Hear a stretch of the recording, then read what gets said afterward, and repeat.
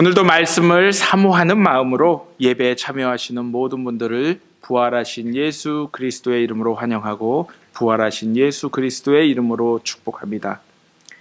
오늘은 2023년 신년 특별 새벽 기도의 5번째 시간입니다.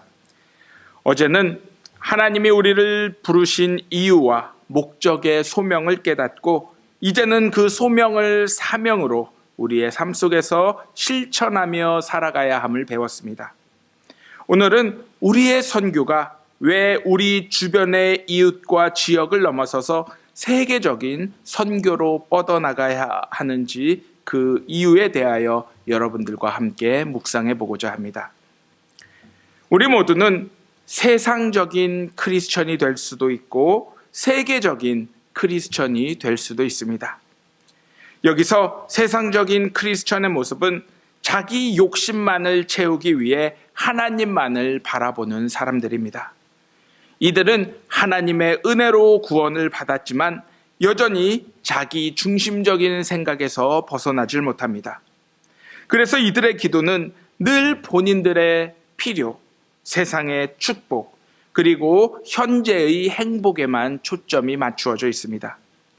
다시 말해 이들은 늘 하나님이 어떻게 나의 삶을 더 풍요롭고 편안하게 만들어 주실까를 고민하며 하나님의 목적보다는 자신의 목적을 이루기 위해 매 순간 하나님을 이용하는 사람들입니다. 이와는 반대로 세계적인 크리스천들은 하나님의 은혜를 통해 자신이 주변의 이웃들과 세상을 섬기기 위해 구원받았음을 알고 또한 이 땅에서 하나님의 선하신 목적을 이루기 위해 보내졌음을 믿는 사람들입니다. 그래서 이들의 기도는 언제나 하나님 나라가 우선이요 이 모든 것들을 위해 살아갈 때 하나님이 조금의 부족함도 없이 자신들의 필요와 요구를 늘 채워주실 것임을 아는 사람들입니다. 그렇기에 이들은 매일같이 하나님이 자신의 삶을 통해 새로운 방법으로 일하시기를 기대하며 살아가는 사람들인 것입니다. 그렇다면 지금 우리의 모습은 세상적인 크리스천에 가깝습니까? 아니면 세계적인 크리스천에 가깝습니까? 사실 제가 매번 설교 시간마다 조금은 불편한 질문을 드리는 이유는 우리의 삶에서 이러한 질문들이 사라졌을 때 우리는 너무도 쉽게 하나님이 우리에게 원하시는 삶의 목적과 방향을 잃어버리기 때문입니다. 그러므로 이러한 질문에 너무 죄책감이나 혹은 좌절감을 느끼지 마시고 앞으로 우리가 어떤 모습과 방향으로 나아가야 하는지 하나님의 소명과 사명을 온전히 감당하는 저와 여러분들이 되시기를 주님의 이름으로 기도합니다. 하나님은 우리가 인류 역사상 가장 위대하고 크며 다양하고 중요한 일에 참여하기를 원하고 계십니다. 그것은 바로 그분의 나라에 관한 일이요 그분의 사역에 관한 일입니다. 우리는 역사를 히스토리라고 부릅니다. 히스토리는 히스와 스토리가 합쳐진 말로 하나님의 이야기를 말합니다. 하나님은 우리 모두가 그분이 행하시고 이루실 놀라운 히스토리의 이야기에 믿음으로 참여하기를 원하고 계십니다. 그것은 바로 세상을 이처럼 사랑하신 하나님을 향해 모든 인류가 찬양과 영광을 돌리는 것입니다.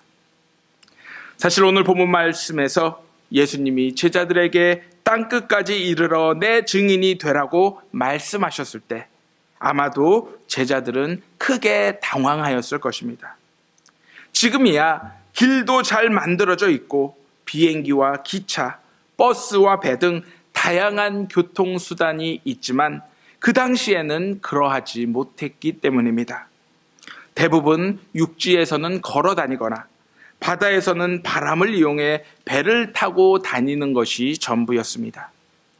또한 국가의 지도자들은 기독교인들을 사회 질서를 어지럽히는 사람들로 규정함으로써 그들을 가혹하게 핍박하고 박해하였습니다. 그렇게 복음을 전하는 일은 목숨을 거는 일이요 많은 시간과 노력 그리고 비용이 필요한 일이었습니다. 하지만 오늘날에는 단 몇 시간 만에 큰 대양을 건널 수도 있고 심지어 인터넷을 통해 전 세계 어디든 쉽고 빠르게 소식을 전하는 시대가 되었습니다. 마음만 먹으면 거의 전 세계의 모든 곳을 하루 이틀 안에 도착하는 시대가 되었던 것입니다. 또한 일부 국가들을 제외한 많은 나라들이 종교의 자유를 보장함으로써 주님이 명령하신 사명, 바로 전 세계에서 얼마든지 자유롭게 복음을 전하는 시대가 된 것입니다. 다시 말해 예수님의 복음을 전하는 데 있어 핍박과 박해, 교통이나 혹은 오랜 시간이 더 이상 문제가 되지 않는 것입니다. 다만 문제가 되는 것은 여전히 고정관념에 사로잡혀 있는 우리의 사고방식인 것입니다. 그러므로 우리 모두가 하나님의 선하신 목적을 이루시기 위해 세계적 크리스천으로 살아가기 위해 제일 먼저 자기 중심적인 사고에서 벗어나야 하는 것입니다. 우리의 본성은 이기적이고 세상은 수많은 광고들을 통해 많이 소유하고 더 많이 누리는 것이 올바르고 행복한 삶이라고 우리를 끊임없이 부추기고 있습니다. 우리가 이러한 거짓된 사회에서 벗어나는 길은 순간순간 하나님을 잊지 않고 기억하며 그분만을 의지하는 것입니다. 다행히도 하나님은 우리 혼자 외롭게 이 문제를 씨름하도록 내버려둔 분이 아니십니다. 즉 하나님의 영이신 성령을 우리 가운데 보내주셔서 세상 사람들이 생각하는 방식과 모습으로 살아가지 않도록 우리를 지금도 생명의 길로 인도하고 계신 것입니다. 또한 우리는 세계적인 크리스천으로서 우리 주변뿐만이 아닌 세계 곳곳에 예수님을 믿지 않는 사람들을 위해 그들의 영적인 필요를 느끼게 해달라고 성령의 도우심을 지속적으로 구해야 합니다. 하나님이 허락하신 우리 삶의 목적은 개인적인 구원뿐만이 아닌 모든 사람들의 구원으로서 아직 하나님의 사랑을 알지 못하는 사람들이나 혹은 구원의 여정 가운데 어려움을 겪고 있는 사람들에게 그들이 하나님을 더욱 가까이 하고 의지할 수 있도록 도움을 주어야 하는 것입니다. 이것이 바로 먼저 믿은 사람들의 책임이요 의무인 것입니다. 다음으로 우리가 세계적인 크리스천으로 거듭나기 위해서는 우리의 지역적인 사고를 세계적인 사고로 확대시켜야 합니다. 하나님은 우리 그리스도인들만의 하나님이 아닌 모든 인류의 하나님으로서 창조자이시며 섭리자이십니다. 이러한 하나님은 자신이 창조하신 모든 인류가 자신의 한 가족으로 하나 되기를 원하고 계십니다. 우리는 이미 우리의 일상 속에서 세계를 품고 있는 사고를 하고 있습니다. 즉 전 세계는 하나로 연결된 사회로서 서로가 서로를 공유하고 때로는 협력적이고 의존적인 관계를 맺고 있는 것입니다. 그래서 거대한 식량을 재배하는 국가에서 문제가 생기면 전 세계가 식량 문제로 고통을 받는 시대가 되었던 것입니다. 또한 우리는 과거와는 다르게 지구촌 구석구석의 소식을 힘들이지 않고 뉴스와 미디어를 통해 자세히 그리고 신속히 알 수 있는 시대가 되었습니다. 이러한 상황 속에서 우리가 하나님의 사명을 온전히 감당하는 길은 우리의 손길이 필요한 사람들을 위해 지속적으로 기도하고 때로는 그들을 적극적으로 돕는 자세인 것입니다. 특별히 기도는 이 세상에서 하나님이 허락하신 우리의 사명을 완수하는 데 가장 크고 중요한 도구가 됩니다. 비록 세상 사람들은 우리가 보내는 사랑의 손길을 거절하고 때로는 우리가 전하는 복음의 메시지를 거부할 수도 있습니다. 하지만 하나님의 생각과 마음을 가지고 그들을 향한 간절한 우리의 기도는 그 어느 누구도 막지 못하기 때문입니다. 성경은 우리가 하나님의 복음을 전할 수 있는 기회를 위해 하나님의 복음을 말할 수 있는 용기를 위해 장차 하나님을 믿게 될 많은 사람들과 빠른 복음의 전파 그리고 더 많은 일꾼들을 위해 끊임없이 기도해야 한다라고 말씀하고 있습니다. 우리는 기도를 통해 이 세상에 흩어져 있는 하나님의 일꾼들과 연대하여 세상을 바꾸고 변화시키는 하나님의 사명을 온전히 감당할 수 있게 됨을 기억하시기 바랍니다. 그리고 하나님이 허락하신 사명에 대한 틀에 박힌 고정관념을 넘어서기 위해서는 선교지를 방문하는 것도 좋은 방법 가운데 하나일 것입니다. 일부 크리스천들은 이러한 말을 할 때가 있습니다. 차라리 선교지를 방문할 비용으로 그 나라의 선교 사역을 돕는 것이 더 이로울 것이다. 하지만 선교지의 방문을 그저 낭비하는 시선으로 바라보는 것은 좋지가 않습니다. 예를 들어 우리가 알프스라는 지역을 사진과 말로 설명을 듣는 것보다 직접 가서 보았을 때 그 느낌은 전혀 다른 것입니다. 바로 백문이 불여일견인 것입니다.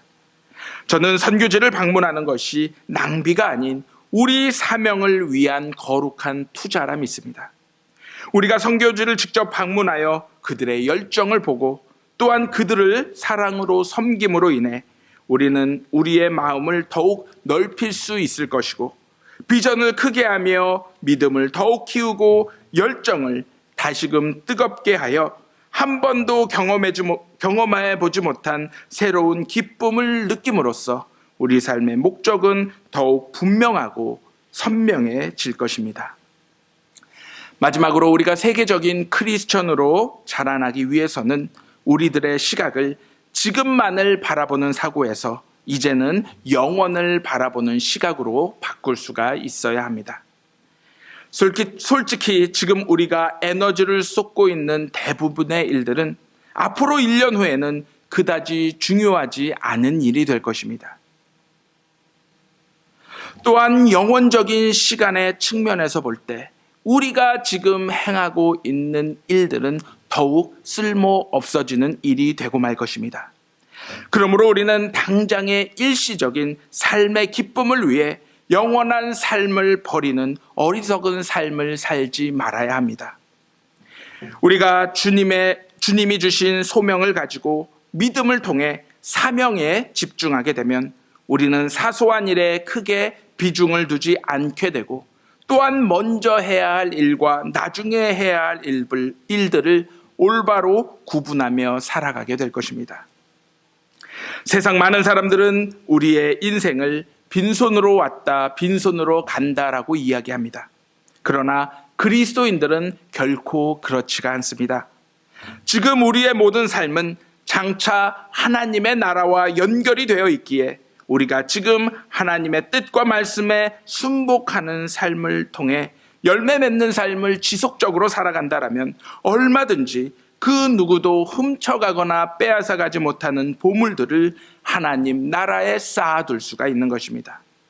그러므로 우리 모두는 언제 어디서나 매 순간 하나님 나라의 열매 맺는 삶을 살아가야 함을 기억하시기 바랍니다.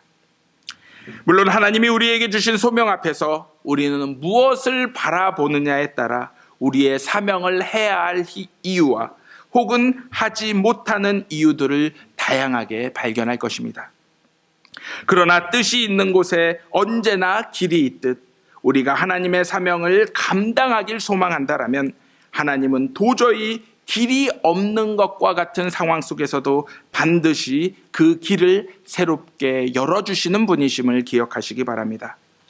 하나님은 지금도 우리 모두를 사용하길 원하고 계십니다.